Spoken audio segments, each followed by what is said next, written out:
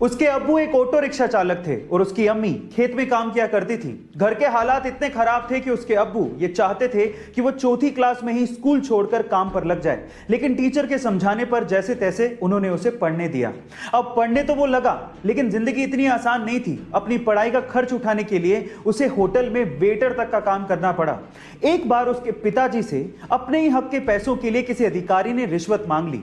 अपने पिता को हक के पैसों के लिए रिश्वत देते हुए देख के उस बंदे ने सोच लिया कि वो एक अधिकारी बनेगा। फिर क्या था, 21 साल की छोटी सी उम्र में उसने यूपीएससी जैसे बड़े एग्जाम को पहले ही अटेम्प्ट में क्रैक कर लिया और पूरे इंडिया में 361वीं रैंक बनाई और आज वो एक आईएएस ऑफिसर है। उसका नाम है अंसार शेख। गाइस, आपको अंसार शेख की मोटिवेशन स्टोरी कैसी लगी चैट सेक्शन में जरूर लिखेगा। क्या हम इंडियंस शेयर मार्केट में इन्वेस्ट करने से डरते हैं? मैं ऐसा क्यों कह रहा हूं, जरा ध्यान से सुनिएगा।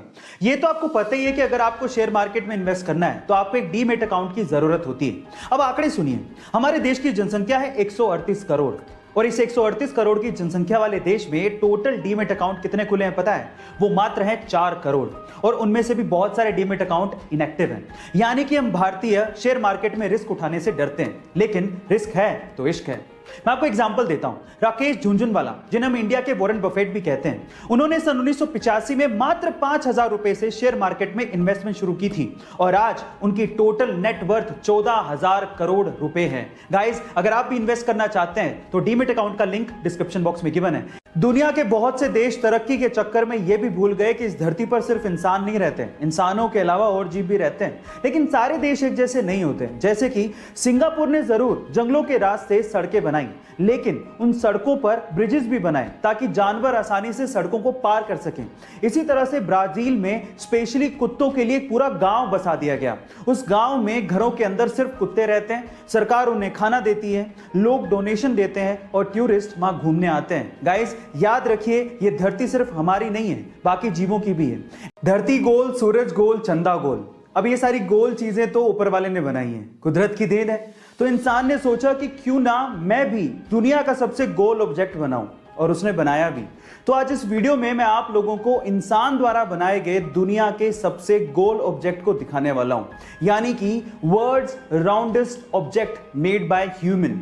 ये ऑब्जेक्ट जिस मटेरियल से बनाया गया है उसका नाम है सिलिकॉन। इनफैक्ट ये सिलिकॉन के एक आइसोटोप S28 से बनाया गया है। इसको बनाने में 1 मिलियन यूरोस की लागत आई और आज के वक्त इस ऑब्जेक्ट की कीमत 10 मिलियन यूरो से भी ज्यादा है।